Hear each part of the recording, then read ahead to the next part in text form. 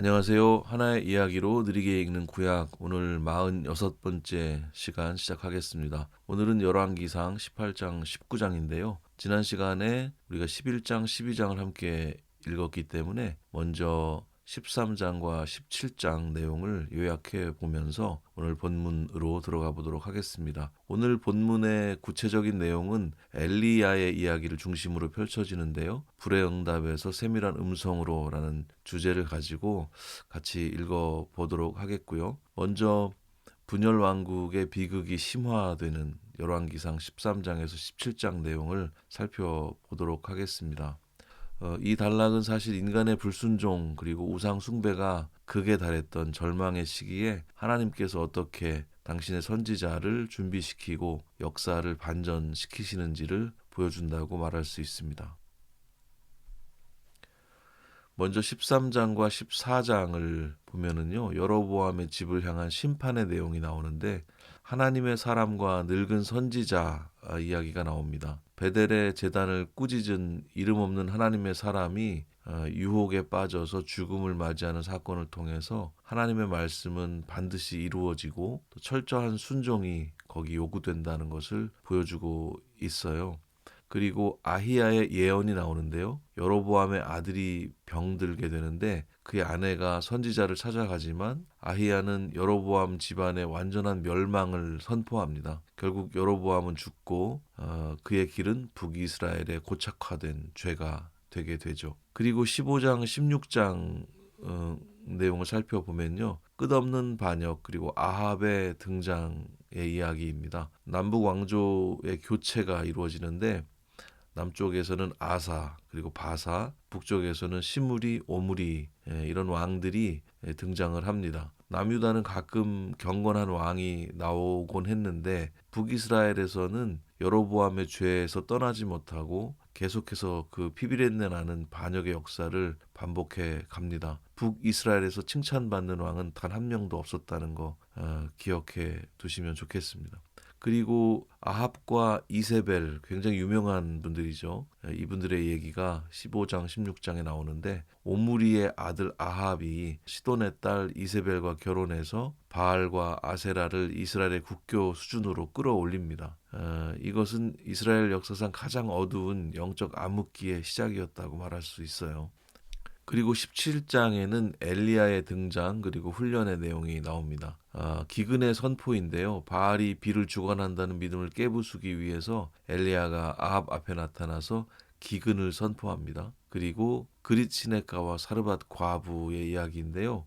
이 이야기도 모두 많이 알려진 이야기죠. 하나님은 엘리야를 숨기시고 까마귀 그리고 사르밧 과부를 통해서 먹이시는 내용이 나옵니다. 죽은 과부의 아들을 살리는 기적을 통해서 엘리야는 생사화복의 주권자가 누구신지 몸소 체험하면서 갈멜산을 준비하게 되죠. 여기까지가 13장에서 17장 내용이었습니다.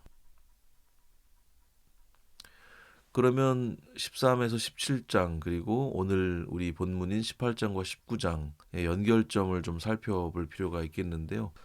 먼저 숨겨진 훈련에서 전면적 대결로의 연결점을 볼 수가 있는데요. 17장에서 그릿시네가 그리고 사르밧 과부의 집이라고 하는 은밀한 장소에서 훈련을 받았던 엘리야는 18장에 이르러서 비로소 이스라엘의 공개된 무대 갈멜산으로 나오게 됩니다. 17장의 개인적인 기적들은 18장의 국가적인 기적을 위한 영적 기초가 되었다. 이렇게 말할 수가 있어요. 아직 우리가 18, 19장 안 읽었기 때문에 그것이 뭘까 궁금하실 수 있겠지만 이제 곧 확인하시게 되겠습니다. 두 번째, 바알 신화의 완전한 해체라는 연결점을 생각해 볼 수 있어요. 16장에서 아합이 세운 바알 숭배는 17장의 기근을 통해서 타격을 입게 됩니다. 비를 내리는 신으로 숭배받던 바알이 3년 반 동안 아무것도 못했다는 사실이 18장 갈멜산 대결에서 응답 없는 우상의 모습으로 완전히 폭로되면서 해체가 된다는 사실 기억을 해두시면 좋겠습니다. 그리고 세 번째, 기적의 한계와 말씀의 심화의 내용 연결점으로 살펴볼 수가 있겠는데요. 17장의 아들을 살리는 내용, 또 18장에 불을 내리는 내용, 이것들은 눈에 보이는 어떤 화려한 기적의 연속이었다 말할 수 있어요. 그런데 이러한 기적을 보고도 변하지 않았던 이세벨의 위협, 그리고 이스라엘의 완악함은 19장의 호렙산 사건을 불러옵니다. 17, 18장의 외적인 능력이 19장의 내적인 그 세밀한 음성으로 깊어지는 신학적인 전이를 보여준다. 일종의 발전 심화라고 볼 수가 있는 거죠. 그리고 네 번째, 나홀로 신앙에서 남은 자 공동체로의 연결점을 살펴볼 수가 있습니다. 사역하시는 분들에게는 굉장히 의미 있게 읽히는 내용이라고 볼 수가 있겠는데요. 17장에서 혼자 행동하던 엘리야는 18장에서 오바댜를 만납니다. 이 오바댜는 숨은 7천 명의 예표라고 볼 수가 있는데요. 19장에서 엘리사와 또 7천 명의 남은 자를 확인하게 돼요. 이 내용은 13, 16장의 그 암울한 배교의 역사 속에서도 하나님께서는 당신의 보이지 않는 공동체를 중단 없이 세워가고 계셨음을 증명하는 그 연결점이라고 볼 수 있겠습니다. 그래서 13에서 17장은 우상숭배의 절정과 이를 향한 하나님의 선전포고를 다룬다면 18장에서 19장은 그 전쟁의 승리와 더불어서 승리 이후에 필요한 더 깊은 영적 차원을 다룬다고 말할 수 있습니다. 이제 갈멜산의 화려한 승리 그리고 호렙산의 세밀한 음성을 극적으로 대비시키는 열왕기상 18장 19장으로 들어갈 준비가 어느 정도 된 것 같습니다. 이번 본문에서는 특히 승리 이후의 침체라고 하는 인간적인 고뇌를 구속사적으로는 어떻게 해석해야 될지 좀 집중적으로 생각해 볼 수 있으면 좋겠고요. 사실 구체적인 정보 없이 18장 19장에 대한 그 정보가 아직 없다는 전제를 우리가 가지고 있으니까요. 그러고서 우리가 연결점까지 살펴보다 보니까 궁금증들이 몇몇 생겼을 수 있겠습니다. 그렇지만 이제 곧 본문 안에서 해결이 되실 거라고 생각을 합니다. 약간의 궁금증을 가지고 본문을 읽는 것도 굉장히 의미 있는 읽기가 되지 않을까 싶습니다. 롤러코스터 타보셨나요? 저는 어렸을 때 타고는 그 이후 절대 타지 않는 놀이기구입니다. 겁이 많아서이기도 하고 왜 굳이 그런 생각이 들기도 하는데요. 인생에서 정말 하나님이 살아계시구나 하고 전율했던 승리의 순간, 아마 그런 순간들을 경험을 하실 수 있죠. 인생에서 정말 하나님이 살아계시구나 하는 그런 승리의 순간들, 전율의 순간들이 있을 수 있습니다. 아마 그럴 때는 세상을 다 얻은 것 같죠. 그런데 바로 그 직후에 감당할 수 없는 무력감이나 외로움을 겪느라고 혹시 고생하셨던 기억 그런 건 없으신가요? 마치 롤러코스터처럼 정말 좋았다가 정말 좋지 않은 그런 상황들을 종종 겪게 됩니다. 저는 뭐 몇 달간 준비한 공연을 잘 마친 후에 그런 시간을 경험할 때가 있었습니다. 이런 과정이 특별한 사람만 겪는 일은 아닌 것 같아요. 어떤 성취의 순간 이후를 그래서 우리는 잘 준비해야 할 것 같습니다. 저는 성취의 순간도 평범한 일상의 하나로 여기는 그런 삶의 태도를 가지려고 노력을 하는 편인데요. 인생이 어떤 즐거움 이후에 거기서 마무리되는 게 아니니까요. 일상의 하나로 그것들을 잘 이해하면서 대단하지만 대단히 여기지 않는 그런 마음의 자세도 굉장히 중요하지 않을까 싶습니다. 오늘 우리가 만날 엘리야는 하늘에서 불을 내렸던 위대한 선지자였지만 동시에 우리와 똑같이 성정이 약한 사람이었습니다. 오늘 이 두 장의 본문을 통해서 승리의 환호성 뒤에 찾아오는 영적 침체를 하나님이 어떻게 다루시는지 그리고 진짜 세상을 바꾸는 힘은 어디서 오는지 함께 찾아보는 시간이 되면 좋겠습니다. 18장 1절에서 5절 말씀 읽으면서 시작하겠습니다. 많은 날이 지나고 제3년에 여호와의 말씀이 엘리야에게 임하여 이르시되 너는 가서 아합에게 보이라. 내가 비를 지면에 내리리라. 엘리야가 아합에게 보이려고 가니 그때에 사마리아의 기근이 심하였더라. 아합이 왕궁 맡은 자 오바댜를 불렀으니 이 오바댜는 여호와를 지극히 경외하는 자라. 이세벨이 여호와의 선지자들을 멸할 때에 오바댜가 선지자 100명을 가지고 50명씩 굴에 숨기고 떡과 물도 먹였더라.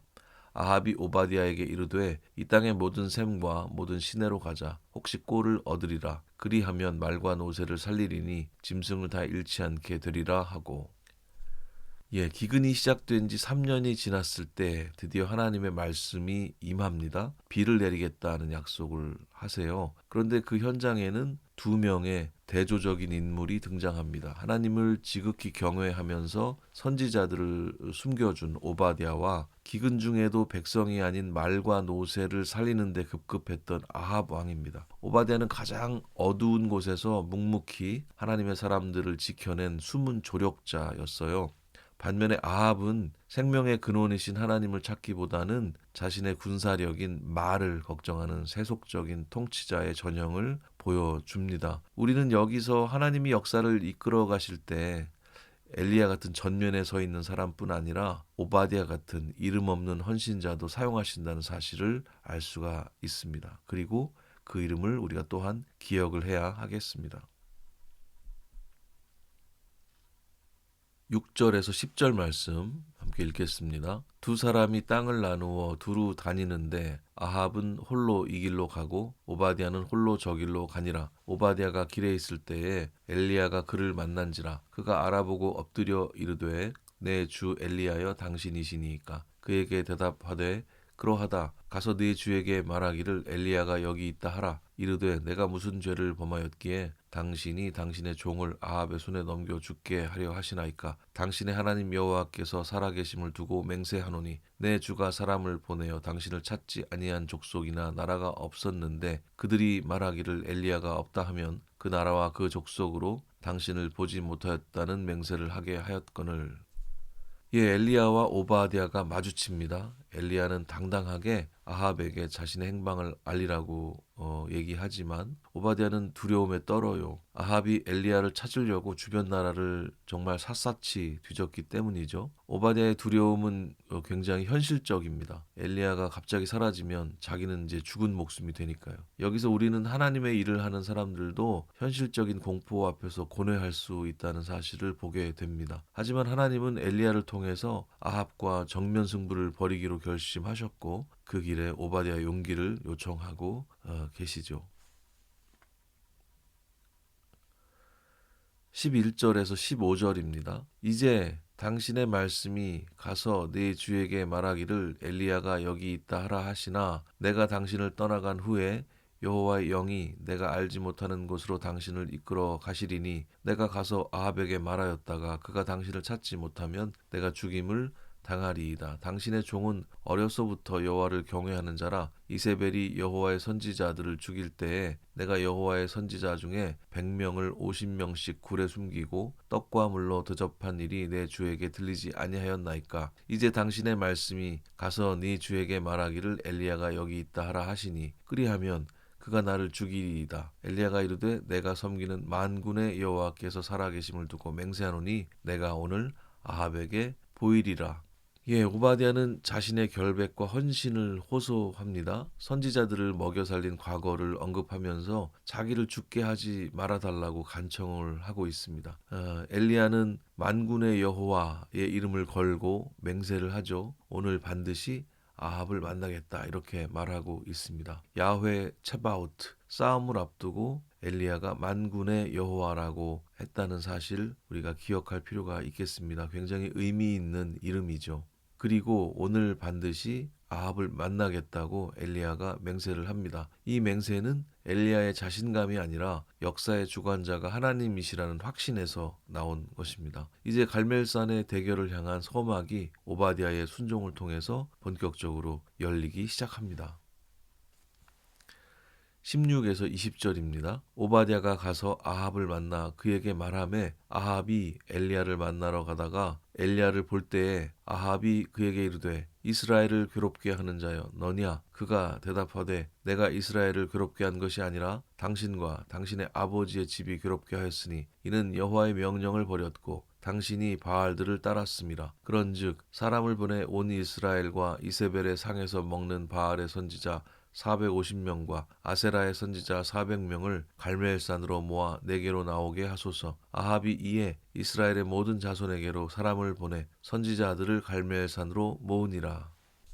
예, 아합은 엘리야를 보자마자 이스라엘을 괴롭게 하는 자라고 비난을 합니다. 비가 오지 않는 책임을 엘리야에게 돌리는 거예요. 그러나 엘리야는 단호하게 응수합니다. 진짜 원인은 하나님의 명령을 버리고 바알을 따른 왕의 배교에 있다는 것이죠. 이제 엘리야는 850명의 우상 선지자들을 갈멜산으로 불러 모으라고 제안합니다. 영적 주도권을 완전히 쥐고 있는 엘리야의 모습이에요. 이 엘리야의 모습을 통해서 진정한 지혜와 용기는 여론이 아니라 진리편에 설 때 나오는구나, 이렇게 우리가 알 수 있게 됩니다.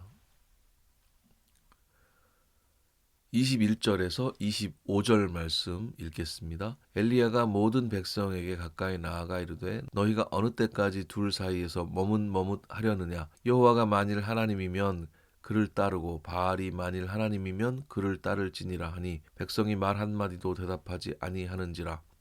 엘리야가 백성에게 이르되 여호와의 선지자는 나만 홀로 남았으나 바알의 선지자는 450명이라. 그런즉 송아지 둘을 우리에게 가져오게 하고 그들은 송아지 한 마리를 택하여 각을 떠서 나무 위에 놓고 불은 붙이지 말며 나도 송아지 한 마리를 잡아 나무 위에 놓고 불은 붙이지 않고 너희는 너희 신의 이름을 부르라. 나는 여호와의 이름을 부르리니 이에 불로 응답하는 신 그가 하나님이니라. 백성이 다 대답하되 그 말이 옳도다 하니라. 엘리야가 바알의 선지자들에게 이르되 너희는 많으니 먼저 송아지 한 마리를 택하여 잡고 너희 신의 이름을 부르라. 그러나 불을 붙이지 말라.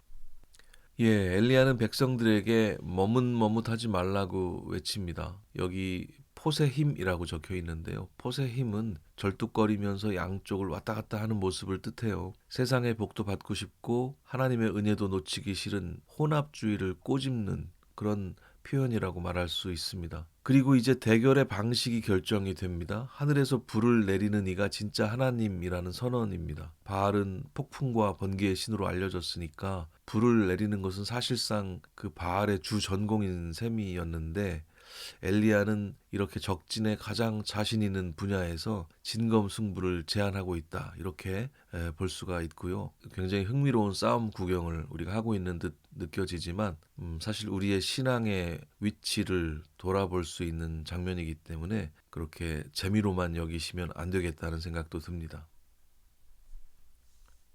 26절에서 30절 말씀입니다. 그들이 받은 송아지를 가져다가 잡고 아침부터 낮까지 바알의 이름을 불러 이르되 바알이여 우리에게 응답하소서 하나 아무 소리도 없고 아무 응답하는 자도 없으므로 그들이 그 쌓은 제단 주위에서 뛰놀더라. 낮에 이르러는 엘리야가 그들을 조롱하여 이르되 큰 소리로 부르라. 그는 신인즉 묵상하고 있는지 혹시 잠깐 나갔는지 혹시 길을 행하는지 혹시 잠이 들어서 깨워야 할 것인지 하매 이에 그들이 큰 소리로 부르고 그들의 규례를 따라 피가 흐르기까지 칼과 창으로 그들의 몸을 상하게 하더라. 이같이 하여 정오가 지났고 그들이 미친 듯이 떠들어 저녁 소재 드릴 때까지 이르렀으나 아무 소리도 없고 응답하는 자나 돌아보는 자가 아무도 없더라. 엘리야가 모든 백성을 향하여 이르되 내게로 가까이 오라. 백성이 다 그에게 가까이 가매 그가 무너진 여호와의 제단을 수축하되.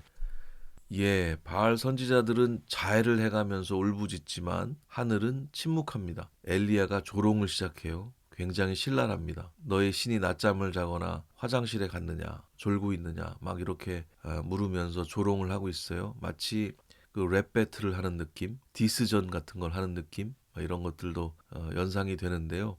이 내용은 우상의 무능함과 비실제성을 폭로하는 풍자라고 볼 수 있습니다. 굉장히 흥미로운 장면이 아닐 수 없습니다. 정오가 지나고 저녁 제사 때가 돼도 응답은 없었습니다. 이제 엘리야의 차례가 왔어요. 그야말로 배틀입니다. 엘리야는 가장 먼저 무너진 제단을 수축합니다. 기적보다 우선되어야 할 것은 무너진 예배 회복이라는 것을 보여주는 중요한 행동이라 말할 수 있어요.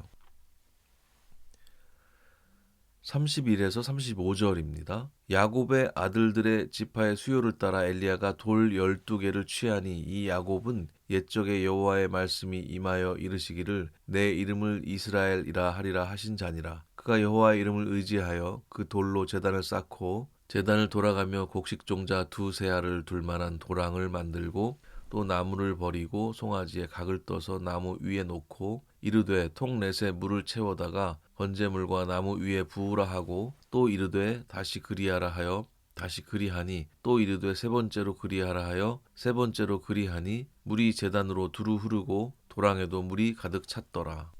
엘리야는 12지파를 상징하는 12돌로 제단을 쌓습니다. 이미 나누어진 지파들이지만 하나님 앞에서는 여전히 하나의 이스라엘임을 선포하는 그런 구속사적인 행위라고 볼 수 있습니다. 분열된 현실과 다르게 하나님께서는 이스라엘을 여전히 이렇게 하나로 보고 계시다는 사실, 그리고 그 언약을 떠올리신다는 사실을 생각하면 가슴이 아프기도 하면서 마음이 웅장해지고, 정말 우리 하나님에 대한 감사, 또 우리 하나님에 대한 어떤 감동, 그런 것들이 생겨납니다. 그리고 기적의 가능성을 인간적인 조작으로 의심받지 않도록 번제물 위에 이제 물을 쏟아 붓습니다. 도랑까지 물이 가득 찼습니다. 불과 물은 완전히 상극이잖아요. 불이 붙기에는 도저히 불가능한 상황을 만든 것이죠. 이제 오직 하나님의 초자연적인 개입만이 유일한 소망이 되었습니다. 36절에서 40절입니다. 저녁 소재 드릴 때에 이르러 선지자 엘리야가 나아가서 말하되 아브라함과 이삭과 이스라엘의 하나님 여호와여, 주께서 이스라엘 중에서 하나님이신 것과 내가 주의 종인 것과 내가 주의 말씀대로 이 모든 일을 행하는 것을 오늘 알게 하옵소서. 여호와여, 내게 응답하옵소서. 내게 응답하옵소서. 이 백성에게 주 여호와는 하나님이신 것과 주는 그들의 마음을 되돌이키심을 알게 하옵소서 하매, 이에 여호와의 불이 내려서 번제물과 나무와 돌과 흙을 태우고 또 도랑에 물을 핥은지라. 모든 백성이 보고 엎드려 말하되 여호와 그는 하나님이시로다, 여호와 그는 하나님이시로다 하니, 엘리야가 그들에게 이르되 바알의 선지자를 잡되 그들 중 하나도 도망하지 못하게 하라 하매 곧 잡은지라. 엘리야가 그들을 기손 시내로 내려다가 거기서 죽이니라. 엘리야의 기도는 짧지만 강렬합니다. 자신의 영광이 아니라 하나님의 주권이 드러나기를 구합니다. 내게 응답하옵소서 아네니 라는 이 반복되는 외침 끝에 드디어 하늘에서 불이 내려옵니다. 그 불은 재물뿐 아니라 물 가득했던 도랑까지 다 핥아버렸습니다. 그 상황을 지켜본 백성들은 그제야 여호와가 하나님이심을 고백하면서 엎드립니다. 엘리야는 거룩한 전쟁의 심판자로서 바알 선지자들을 처단해요. 이스라엘 땅에서 우상의 근원을 뽑아내는 단호한 결단입니다. 41절에서 46절 말씀입니다. 엘리야가 아합에게 이르되 올라가서 먹고 마시소서, 큰 비소리가 있나이다. 아합이 먹고 마시러 올라가니라. 엘리야가 갈멜산 꼭대기로 올라가서 땅에 꿇어 엎드려 그의 얼굴을 무릎 사이에 넣고 그의 사환에게 이르되 올라가 바다 쪽을 바라보라. 그가 올라가 바라보고 말하되 아무것도 없나이다. 이르되 7번까지 다시 가라. 7번째 이르러서는 그가 말하되 바다에서 사람의 손만한 작은 구름이 일어나나이다. 이르되 올라가 아합에게 말하기를 비에 막히지 아니하도록 병거를 갖추고 내려가소서 하라 하니라. 조금 후에 구름과 바람이 일어나서 하늘이 캄캄해지며 큰 비가 내리는지라. 아합이 병거를 타고 이스라엘로 가니 여호와의 능력이 엘리야에게 임하매 그가 허리를 동이고 이스라엘로 들어가는 곳까지 아합 앞에서 달려갔더라. 불의 응답 이후에 엘리야는 이제 비를 구합니다. 무릎 사이에 얼굴을 넣은 간절한 기도의 자세입니다. 손바닥만한 구름 하나가 보였을 때 엘리야는 비가 올 것을 확신했습니다. 드디어 3년 반의 가뭄을 끝내는 큰 비가 쏟아집니다. 하나님의 능력이 임하게 되자 엘리야는 아합의 병거보다 앞서서 달려갑니다. 이 내용은 단순히 빨리 뛰었다는 의미를 넘어서 하나님이 진정한 통치자이시고 선지자가 왕의 길을 예비하고 있다는 사실, 그것을 보여주는 상징적 장면이라고 말할 수 있습니다. 승리는 완벽해 보였습니다. 그러나 반전이 기다리고 있습니다. 19장으로 넘어갑니다. 1절에서 5절 말씀 읽겠습니다. 아합이 엘리야가 행한 모든 일과 그가 어떻게 모든 선지자를 칼로 죽였는지를 이세벨에게 말하니, 이세벨이 사신을 엘리야에게 보내어 이르되 내가 내일 이맘때에는 반드시 네 생명을 저 사람들 중 한 사람의 생명과 같게 하리라. 그렇게 하지 아니하면 신들이 내게 벌 위에 벌을 내림이 마땅하니라 한지라. 그가 이 형편을 보고 일어나 자기의 생명을 위해 도망하여 유다에 속한 브엘세바에 이르러 자기의 사환을 그곳에 머물게 하고 자기 자신은 광야로 들어가 하룻길쯤 가서 한 로뎀나무 아래에 앉아서 자기가 죽기를 구하여 이르되 여호와여, 넉넉하오니 지금 내 생명을 거두시옵소서. 나는 내 조상들보다 낫지 못하니이다 하고 로뎀나무 아래에 누워 자더니 천사가 그를 어루만지며 그에게 이르되 일어나서 먹으라 하는지라. 그런데 이세벨의 한마디 협박에 엘리야가 어처구니 없이 무너지는 모습을 보게 됩니다. 갈멜산의 영웅은 어디 가고 생명을 부지하려고 브엘세바까지 도망친 초라한 도망자의 모습으로 엘리야가 그려지고 있습니다. 그리고 이렇게 말을 합니다. 이제 넉넉하오니 죽여주십시오. 이런 그의 탄식은 어떻게 표현할 수 있을까요? 영적 소진의 극치를 보여준다고 말할 수 있을 것 같습니다. 엘리야는 자신이 조상들보다 나은 게 없다고 자책을 해요. 하지만 하나님은 엘리야를 꾸짖지 않으십니다. 대신 천사를 보내서 어루만지시면서 떡과 물을 주세요. 비난보다 먼저 필요한 것은 어루만짐과 돌봄이라는 사실을 하나님은 알고 계셨습니다. 왕과 사는 남자란 영화에서 식음을 전폐하던 밥상을 계속 물리치던 어린 단종의 모습도 생각이 나고요. 어떤 팝송 노랫말 중에 How Fragile We Are라는 그런 노랫말이 생각이 나는데요. 우리가 얼마나 깨어지기 쉬운 존재인가 라는 의미인데요. 엘리야의 모습을 통해서 그런 인간의 조건도 함께 생각해 보게 되는 것 같습니다. 6절에서 10절입니다. 본즉 머리맡에 숯불에 구운 떡과 한 병 물이 있더라. 이에 먹고 마시고 다시 누웠더니 여호와의 사자가 또 다시 와서 어루만지며 이르되 일어나 먹으라. 네가 갈 길을 다 가지 못할까 하노라 하는지라. 이에 일어나 먹고 마시고 그 음식물의 힘을 의지하여 40주 40야를 가서 하나님의 산 호렙에 이르니라. 엘리야가 그곳 굴에 들어가 거기서 머물더니 여호와의 말씀이 그에게 임하여 이르시되 엘리야야 네가 어찌하여 여기 있느냐. 그가 대답하되 내가 만군의 하나님 여호와께 열심히 유별하오니 이는 이스라엘 자손이 주의 언약을 버리고 주의 제단을 헐며 칼로 주의 선지자들을 죽였음이오며 오직 나만 남았거늘 그들이 내 생명을 찾아 빼앗으려 하나이다. 엘리야는 하나님의 산 호렙으로 향합니다. 40일 밤낮을 걸어 모세가 하나님을 만났던 그곳에 도착을 해요. 하나님은 묻습니다. 엘리야야 네가 어찌하여 여기 있느냐. 엘리야의 대답에는 서운함과 고독이 묻어납니다. 나만 홀로 남았습니다. 그리고 엘리야는 자신의 유별난 열심 칸노 킨네티라고 적혀 있는데요. 유별난 열심이란 의미인데 그것을 강조합니다. 그러나 하나님은 이제 엘리야의 열심이 아니라 하나님의 더 깊은 열심, 그 일하심을 보여주려고 하세요. 사역자로 살아가면서 이 서운함과 고독을 느끼지 않는 분들이 있을까 싶습니다. 엘리야의 모습을 통해서 아마 자신의 모습을 보시는 분들도 많이 있으실 수 있다는 생각이 드는데요. 사역자들의 열심보다 하나님의 더 큰 열심을 바라봐야 하겠죠. 여기서 하나님께서 어떻게 말씀하시는지 주목해서 볼 필요가 있겠습니다. 인생의 서운함과 고독, 억울함과 서러움을 가지신 분들에게 하나님께서 어떻게 말씀하시는지 귀 기울여 들어볼 대목이 되겠습니다. 11절에서 14절입니다. 여호와께서 이르시되 너는 나가서 여호와 앞에서 산에 서라 하시더니 여호와께서 지나가시는데 여호와 앞에 크고 강한 바람이 산을 가르고 바위를 부수나 바람 가운데 여호와께서 계시지 아니하며 바람 후에 지진이 있으나 지진 가운데에도 여호와께서 계시지 아니하며 또 지진 후에 불이 있으나 불 가운데에도 여호와께서 계시지 아니하더니 불 후에 세밀한 소리가 있는지라. 엘리야가 듣고 겉옷으로 얼굴을 가리고 나가 굴 어귀에 서매 소리가 그에게 임하여 이르시되 엘리야야 내가 어찌하여 여기 있느냐. 그가 대답하되 내가 만군의 하나님 여호와께 열심히 유별하오니 이는 이스라엘 자손이 주의 언약을 버리고 주의 제단을 헐며 칼로 주의 선지자들을 죽였음이오며 오직 나만 남았거늘 그들이 내 생명을 찾아 빼앗으려 하나이다.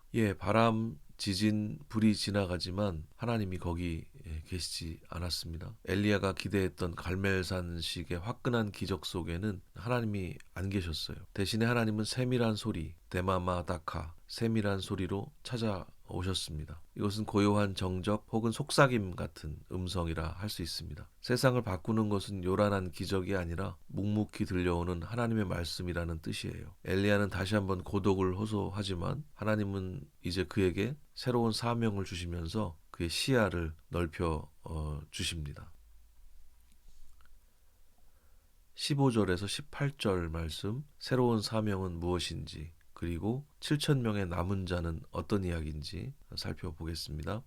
여호와께서 그에게 이르되 너는 네 길을 돌이켜 광야를 통하여 다메섹에 가서 이르거든 하사엘에게 기름을 부어 아람의 왕이 되게 하고 너는 또 님시의 아들 예후에게 기름을 부어 이스라엘의 왕이 되게 하고 또 아벨므홀라 사바사의 아들 엘리사에게 기름을 부어 너를 대신하여 선지자가 되게 하라. 하사엘의 칼을 피하는 자를 예후가 죽일 것이요 예후의 칼을 피하는 자를 엘리사가 죽이리라. 그러나 내가 이스라엘 가운데 7천 명을 남기리니 다 바알에게 무릎을 꿇지 아니하고 다 바알에게 입맞추지 아니한 자니라. 예, 하나님은 엘리야에게 세 사람을 세우라는 구체적인 임무를 주십니다. 하사엘, 예후, 그리고 후계자 엘리사입니다. 이 내용은 역사의 주권이 여전히 하나님께 있고 심판과 회복의 계획이 여전히 계속 진행되고 있음을 뜻하지요. 그리고 가장 놀라운 위로를 주시는데요. 바알에게 무릎 꿇지 않은 7천 명을 남겨두었다. 이렇게 말씀하십니다. 엘리야는 혼자인 줄 알았어요. 그러나 하나님은 보이지 않는 곳에 당신의 군대를 준비하고 계셨습니다. 고독한 영웅의 시대는 가고 이제 하나님께서 남겨두신 공동체의 시대가 열리는 것입니다.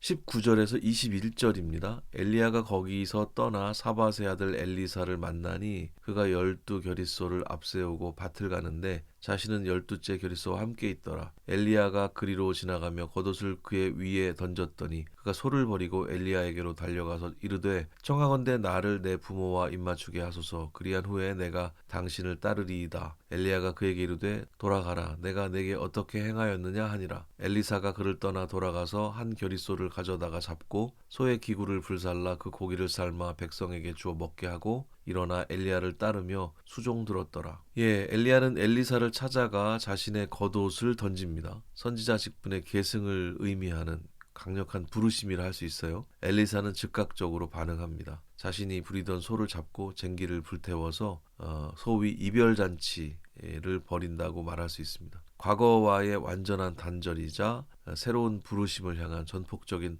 헌신이라고 말할 수 있습니다. 마치 승려들이 머리를 깎고 산으로 들어가는 것처럼 자신의 모든 것을 불태워버리고 엘리야를 따르게 됩니다. 로뎀나무 아래서 죽기를 구했던 엘리야는 이제 동역자 엘리사와 함께 다시 일어서게 돼요. 하나님의 위로는 단순한 말에 그치지 않고 함께 걸어갈 사람을 붙여주심으로 완성이 됩니다. 예, 이렇게 우리 오늘의 본문 18장과 19장을 모두 읽었습니다. 약간 어처구니 없는 상황도 우리가 바라보게 됐었고요. 엘리야가 승리 이후에 이세벨의 한마디 때문에 마음이 쪼그라져서 도망하는 모습도 우리가 함께 바라보면서 어쩌면 저럴 수 있을까라는 생각을 함과 동시에 우리들의 모습을 투영해 볼 때 그럴 수 있겠다는 생각도 함께 하게 되었던 것 같습니다. 그리고 하나님께서 그 납작해진 한 사람을 어떻게 일으키시는지, 그 외롭고 쓸쓸했던 한 사람을 어떻게 충만하게 만들어 주시는지도 볼 수 있었던 본문이 아니었나 싶습니다. 이제 퀴즈를 통해서 오늘의 본문을 기억해보는 시간 잠시 갖도록 하겠습니다. 오늘도 어려운 문제는 없습니다. 첫 번째 문제, 갈멜산 대결에서 엘리야가 제단을 수축할 때 사용한 돌 12개의 상징적 의미로 가장 적절한 것은? 성경에는 12이라는 숫자가 굉장히 많이 나오죠. 여기도 등장하고 있습니다. 1번 바알 선지자들을 처단하기 위한 무기, 2번 흩어진 12지파가 하나님 앞에 한 이스라엘임을 선포, 3번 성전 건축에 사용되었던 소중한 재료, 4번 과거 광야 생활의 고통을 기억하기 위함. 예, 정답은 금방 아시겠죠. 우리 본문에 나타나 있듯 흩어진 12지파가 하나님 앞에 한 이스라엘임을 선포하는 내용이 되겠습니다. 이 부분이 굉장히 울컥한 부분이었던 것 같아요. 분열된 이스라엘의 현재, 그러나 하나님 마음속에는 하나의 이스라엘로 이렇게 여전히 기억되고 있다는 것을 생각해 볼 때 좀 마음이 울컥해지고 감사한 마음이 생긴다, 이런 표현도 했었습니다. 두 번째 문제, 이세벨의 위협을 피해 도망친 엘리야가 로뎀나무 아래서 하나님께 구했던 것은 무엇입니까? 1번 더 큰 기적을 보여주실 것, 2번 이세벨을 즉시 심판해 주실 것, 3번 자신의 생명을 거두어 주실 것, 4번 이스라엘을 다시 풍요롭게 하실 것. 예, 본문을 잘 읽으시면 금방 답을 할 수 있지만 아합 앞에서 그렇게 당당했던 엘리야가 이세벨에게 그렇게 두려움을 가졌다는 것이 조금 이해가 되진 않습니다. 그렇죠? 역사 안에는 이렇게 제왕들의 옆자리, 뒷자리, 보이지 않는 자리에서 권모와 술수가 횡행하고 실제 권력이 그 이면에서 작동하고 있었다는 것을 역사를 통해서 우리가 알게 되는 것 같습니다. 정답은 자신의 생명을 거두어 주실 것이죠. 여기까지 사람이 무너질 수가 있다. 그런 생각을 해보게 됩니다. 세 번째, 호렙산에서 하나님이 엘리야에게 나타나신 방식은 무엇이었습니까? 1번 강한 바람과 지진 속에서, 2번 뜨거운 불 가운데에서, 3번 폭풍우와 천둥 소리 속에서, 4번 고요하고 세밀한 소리 가운데에서. 정답은 4번. 저는 이 말씀이 참 좋습니다. 호렙산에서 하나님이 엘리야에게 나타나신 방식을 통해서 하나님에 대한 더 풍성한 이해, 더 구체적인 이해를 가지게 되는 것 같아서 저는 이 말씀을 굉장히 좋아합니다. 예, 이제 생각과 정리의 시간입니다. 세 가지 질문을 통해서 오늘의 말씀을 우리 삶의 자리로 가져와 보는 시간이죠. 첫 번째 질문입니다. 우리 삶에 무너진 예배의 제단은 어디입니까? 엘리야는 기적을 구하기 전에 먼저 무너진 제단을 쌓았습니다. 그의 행위를 통해서 우리가 확인할 수 있었죠. 우리도 인생의 기적 같은 해결을 바라기 전에 하나님과의 무너진 관계, 소홀해진 예배의 자리를 먼저 수축해야 하겠습니다. 바알과 여호와 사이에서 머뭇거리는 마음을 내려놓고 돌 하나를 쌓는 심정으로 오늘 우리의 기도를 다시 시작해 보면 좋겠어요. 이 예배의 제단이라고 하는 것이 비단 형식적인 예배만을 말하는 것이 아닐 겁니다. 내용의 예배, 삶의 예배까지 포함해서 하나님과의 무너진 관계, 경외하는 삶의 태도가 얼마만큼 멀어졌는지부터 점검하는 그런 우리들의 삶의 태도가 있었으면 좋겠습니다.